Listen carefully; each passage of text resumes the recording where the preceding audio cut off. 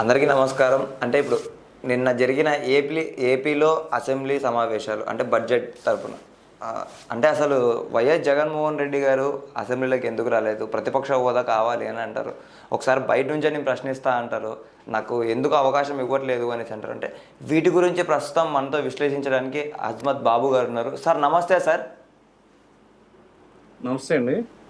Sir ఏంటి sir YS Jaganmohan Reddy గారు ఒకసారి నాకు ప్రతిపక్షం హోదా కావాలి అంటారు, ఒకసారి ఏమో నేను బయట నుంచే ప్రశ్నిస్తా అని అంటారు.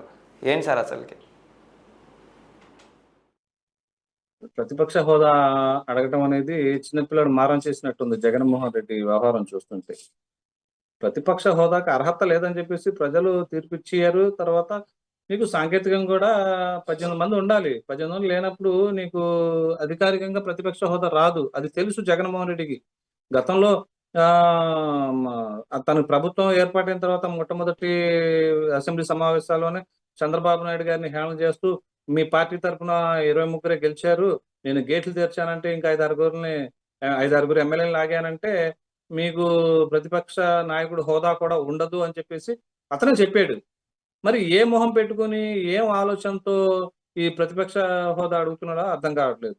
ఎందుకంటే ఆహ్, ప్రతిపక్ష హోదా అడగటం అంటే అతను చిన్నపిల్లల చేష్టలానే ఉంది.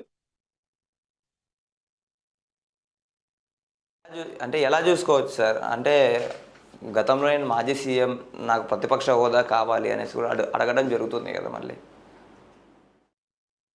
ఏవండి మన ప్రజాస్వామ్యంలో మొన్నటి వరకు 2014 నుంచి 24 వరకు లోక్‌సభలో ఉన్న 544 మంది ఎంపీల్లో కాంగ్రెస్ పార్టీకి సుమారుగా 54 మంది ఎంపీలుండాలి. కానీ 46, 45 ఉండింది.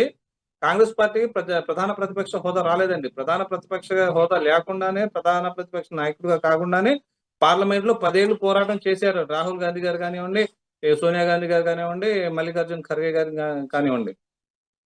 మరి అది భారతదేశ రాజ్యాంగంలో ఉంది. ప్రతిపక్షానికి సాంకేతికంగా 10% సీట్లు ఉండాలని జెప్పేసి. మరి ఇతను ఈ ఏంటంటే డైవర్షన్ రాజకీయాలు. ఇప్పుడు ప్రతిపక్ష హోదా లేకపోతే సింగిల్ ఎమ్మెల్యే ఉన్నా గాని మాట్లాడే అవకాశం వస్తది గదండీ! ఇప్పుడు తెలంగాణ అసెంబ్లీలో సిపిఐ అతనున్నాడు. ఆయన, ఆయన అసెంబ్లీలో అవకాశం వస్తుంది మాట్లాడుతున్నాడు. ఇక్కడ మన గతంలో కూడా సమైక్యాంధ్రప్రదేశ్‌లో కూడా ఒకళ్ళిద్దరు ఎమ్మెల్యేలున్నోళ్ళు కూడా రాష్ట్ర సమస్యల మీద మాట్లాడే అవకాశం ఇచ్చేవాళ్ళు. మరి ఇతనికెందుకు ఇవ్వరండి? కానీ జగన్మోహన్ రెడ్డిని గతం వెంటాడుతోంది. గతంలో తను ముఖ్యమంత్రిగా ఉండి 151 ఎమ్మెల్యేలు నా తరపున ఉన్నారు. మీరు 23 మిమ్మల్ని ఏమైనా చేస్తామని చెప్పేసి ప్రతిపక్ష నాయకుల్ని ఆ రకంగా. ఎందుకంటే జగన్మోహన్ రెడ్డి అసెంబ్లీలో తన భజనకు అలవాటు పడిపోయాడు. ప్రశ్నలు ఏముండవు. ప్రతిపక్షాన్ని మాట్లాడనివ్వరు. ఏదన్నా సమస్య మీద ప్రతిపక్షంగా ఉన్న తెలుగుదేశం పార్టీ మాట్లాడితే వెంటనే స్పీకర్ సస్పెండ్ చేసేవాళ్ళు.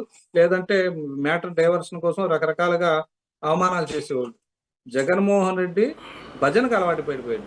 సూర్యుడు, వీరుడు, సూర్యుడు, నువ్వే జగనన్న, మా జగనన్న అని చెప్పేసి పాటలు, లేదంటే చంద్రబాబు నాయుడు తిడుతుంటే ముసిముసి నవ్వుకోవడం. ఇవన్నీ తను చేసిన పాపాలన్నీ ఇప్పుడు వెంటాడుతున్నాయి.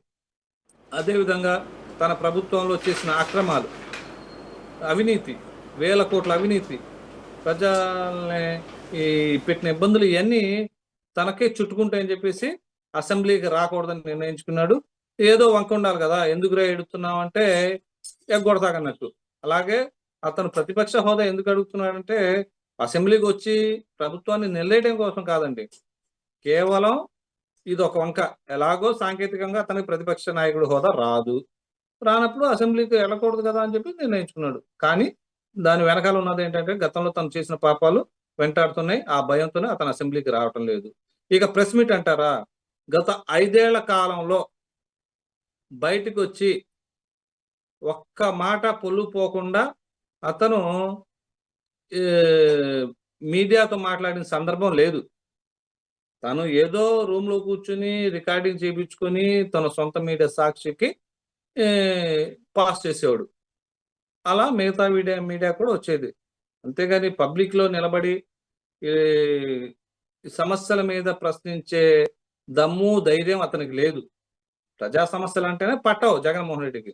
అటువంటప్పుడు ఇతను సమస్యల గురించి ఏం మాట్లాడతాడు? సార్ మళ్ళీ పులివెందుల్లో ప్రజలు ఆయనని ఎమ్మెల్యేగా ఎన్నుకున్నారు. మళ్ళీ పులివెందుల ప్రజల్ని ఆయన జగన్మోహన్ రెడ్డి గారు అవమానించినట్లే అని మీరు అనుకుంటున్నారా? ఖచ్చితంగా.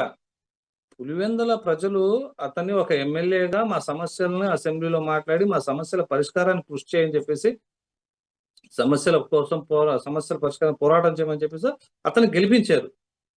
ఆదరించారు. కానీ అతను నాకు ప్రతిపక్ష హోదా ఇస్తేనే నేను అసెంబ్లీకెళ్తాను. లేదంటే బెంగుళూరు వెళ్తాను, ప్యాలెస్‌లో పడుకుంటాను.